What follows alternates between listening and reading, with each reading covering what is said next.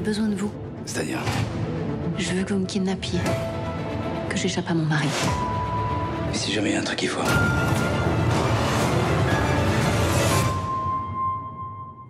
Le pitch du film, c'est l'histoire d'une femme qui veut organiser son propre kidnapping pour se libérer des griffes de son mari. Donc elle va démarcher un jeune garagiste qui s'appelle Max Lopez et en fait ensuite tout va très très mal tourner. Allô? Qui est-ce? L'homme qui est ta femme. En fait au début j'ai refusé. J'ai reçu le scénario un été, donc l'été juste avant le tournage et j'étais tétanisée par le rôle. Déjà je sortais d'un tunnel d'un enchaînement de 5 films, j'étais épuisée mentalement et physiquement.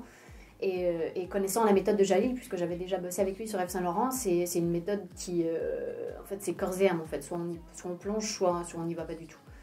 Et donc c'est vraiment un type de travail qui nous empêche de facilement tomber dans ce qu'on peut considérer comme le confort, ou c'est vraiment pas pour les acteurs paresseux.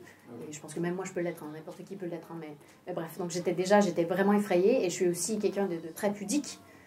Donc, chose que je montre très peu dans le film, et je me suis dit non, vraiment, je ne crois pas que je suis la personne qu'il faut. Et en discutant longuement avec lui, il a réussi à me convaincre, et finalement j'ai accepté, et puis voilà, j'ai plongé.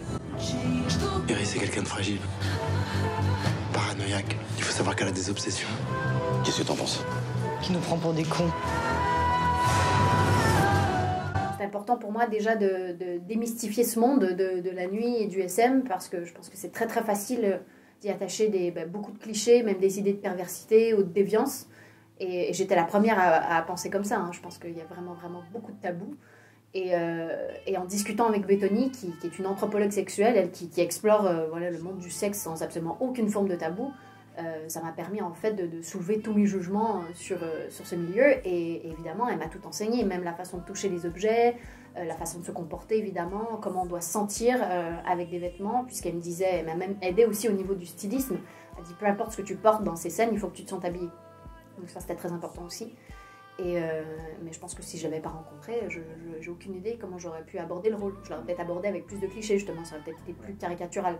Mais là, ça m'a vraiment forcé à essayer de le comprendre en profondeur, en fait. Et il n'y a rien de mieux que d'assister, par exemple, à une séance entre dominant-dominé, chose que j'ai fait. Et en fait, j'ai découvert qu'au centre, c'était vraiment... en fait, il réside dans le monde de confiance, déjà. Le lien de confiance entre le dominant et le dominé est très, très important. Un monde de tendresse, d'amour même. On ne parle pas de violence à proprement parler. C'est pas de la véritable violence, c'est un besoin. Mais je peux en parler pendant des heures maintenant.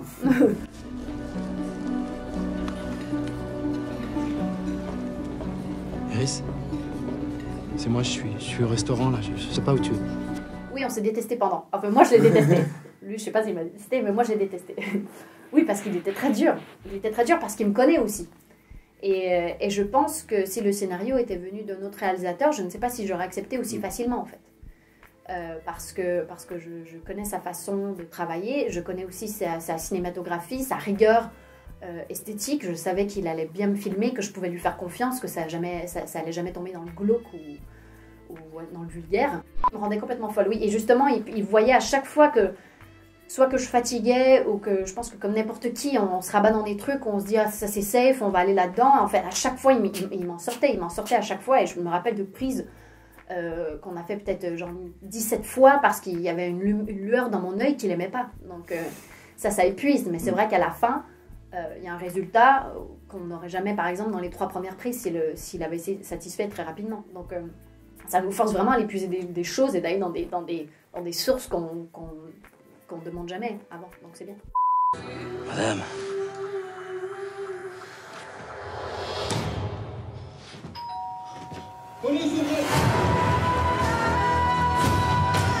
Je t'en tirerai pas comme ça. J'ai plus rien à perdre. Vous saviez que votre femme se sentait suivie.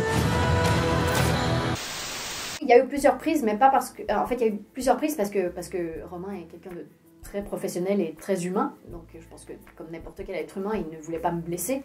Il y a des scènes qui nécessitaient quand même beaucoup de violence, comme des scènes où il me prend par la gorge. Et je sais qu'on a dû répéter ces scènes beaucoup, donc on a fait plusieurs prises puisqu'on voyait qu'il ne voulait pas me blesser. Et même pour moi, pour lui, pour Jalil, on perdait du temps. Donc Jalil, à un moment donné, il a dit à Romain, il dit, vas-y, étrangle-la pour vrai. Et puis j'ai dit à Romain, j'ai dit, c'est bon, tu peux me faire mal, il n'y a pas de souci, vas-y. On fait une prise, on donne tout. Même si quitte à avoir des bleus, c'est pas grave, au moins on l'aura et ce sera bien et ça passera super bien. Donc ça, c'est arrivé sur le plateau plusieurs fois. Oui, bien sûr, j'avais des... Je suis rentrée chez moi, j'avais des bleus, des espèces de pinces, je sais pas trop, c'était très très bizarre.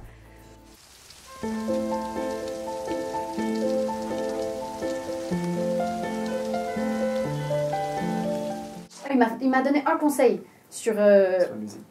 Ouais, mais je l'ai pas trop écouté. Il m'avait dit de ne pas écouter parce qu'on partage le même atelier quand il vient à Paris. Donc on travaille dans ce gigantesque atelier de lithographie qui s'appelle l'IDEM. Et lui, à chaque fois qu'il vient à Paris, donc il habite à LA, mais quand il vient à Paris, il a son petit lieu, il se crée son espèce de petit cubicule et il peint. Et j'étais en train de dessiner dans une autre pièce et puis parfois il sort fumer des clopes et tout ça. Et moi j'écoutais de la musique et il m'a dit tu devrais pas écouter la musique quand tu dessines parce que ça divise l'esprit. J'ai pas et en fait je l'ai pas écouté parce que j'ai besoin d'écouter de la musique quand je dessine. Donc mais non, Spielberg, déjà d'adresser la parole à David Lynch dans un contexte complètement décontracté, je trouve ça quand même très très classe. Après Spielberg, c'est quand même très cool.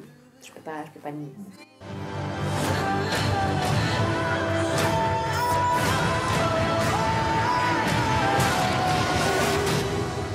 Pourquoi moi? Qu'est-ce qui m'empêche d'aller voir les flics et de leur dire la vérité? Quelle vérité?